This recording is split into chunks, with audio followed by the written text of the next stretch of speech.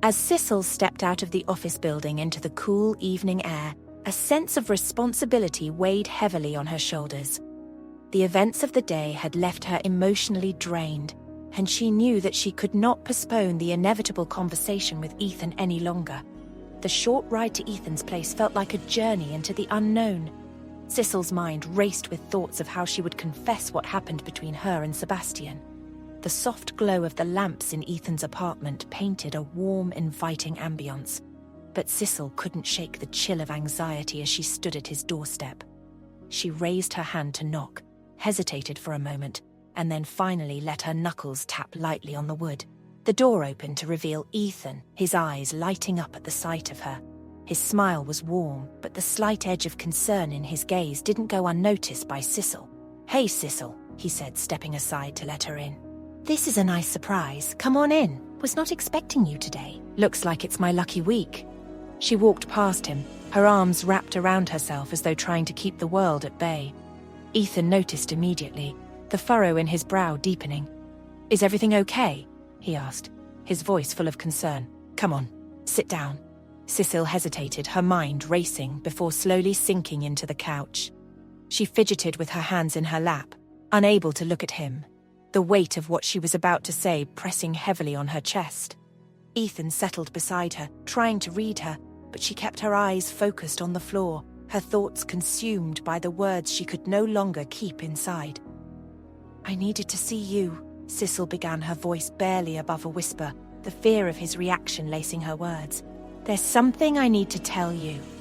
Ethan's heart dropped as he leaned in slightly, his tone soft but heavy with the concern he felt. "What is it?" She took a deep breath, her chest tightening. "Ethan, I don't even know how to say this, but I need to be honest with you. This morning, something happened." She paused, her voice faltering.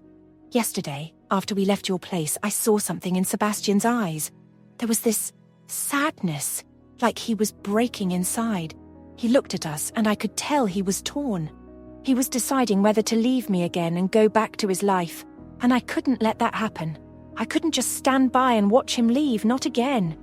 She wiped a tear from her cheek, swallowing back the emotion building in her throat. "So I went to Sebastian's place this morning. He was in the shower, and I waited for him in his room, and when he came out," she hesitated, her heart racing. "Things got out of hand, and I kissed him."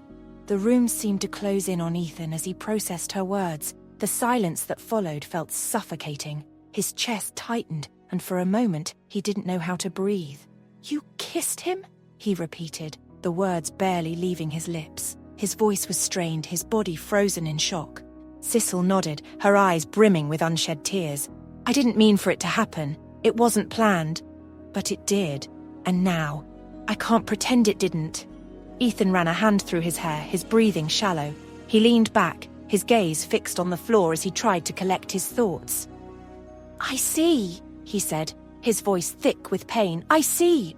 She couldn't look at him as she continued, her voice trembling. "I didn't come here to make excuses, Ethan. I came because you deserve the truth. I love you, I do. You've been my rock. You've always been there for me, and I cherish everything we've built together." Ethan's jaw tightened as he fought to keep his composure. But, she whispered, her voice breaking. "I can't deny that I love Sebastian too. I tried to push it away, to ignore it, but it's always there. And the kiss, it just made everything more confusing." As she spoke, Ethan's expression shifted from surprise to a quiet, aching hurt. His worst fear had come true. He wasn't just second place, he was the third wheel. "I didn't intend for any of this to happen," Sicil continued, her words soft but full of guilt. It was a moment of confusion.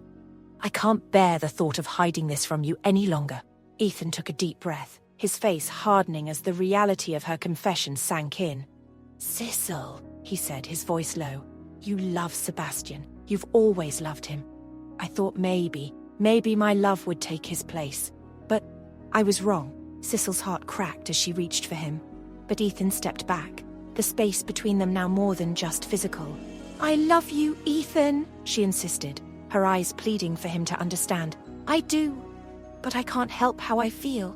I've tried, but I can't fight it anymore." Ethan closed his eyes, his chest tight with frustration and hurt. "I know you love me, Sicil, but it's clear now, isn't it?" He laughed bitterly, though there was no humor in it. "It's clear that no matter what, I'm always going to be in his shadow. I'm the third wheel, the one who doesn't really belong." His voice cracked, and he let out a shaky breath. "Maybe I was never enough. Maybe I never was." Her tears spilled over as she reached for him again, but Ethan, overcome with the weight of her words, took a step back. "Ethan," she whispered, her voice breaking, "please don't say that. It's not you, it's me. It's not about you not being enough. It's about me being torn, about loving you both in different ways. I'm so sorry."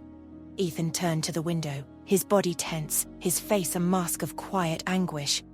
"You love him, and you've always loved him," he repeated softly, almost to himself, as if trying to make sense of everything she'd just confessed.